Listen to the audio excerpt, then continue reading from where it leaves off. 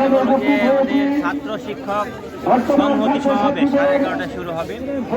এটা ওই 4টা দাবির প্রেক্ষিতে দাবি মানা না হইলে সেটা আমাদের 3:30টা থেকে গণঅনশন কর্মসূচি আছে।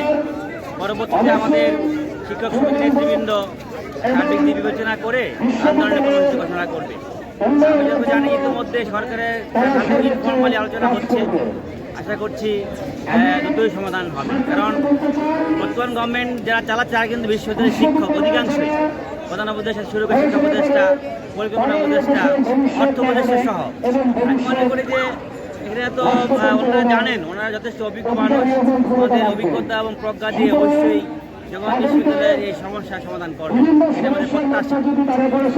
যদি আপনাদের এই দাবি এখন তাড়াতাড়ি পূরণ না হয়, পরবর্তীতে আপনারা কি কর্মসূচি নেবেন ভাবছেন? এটা বললাম যে শিক্ষক সমিতি এবং ছাত্র নেতৃবৃন্দ মিলে তারা আলোচনা করে সিদ্ধান্ত নিবে, সেটা পরবর্তী জানা যাবে।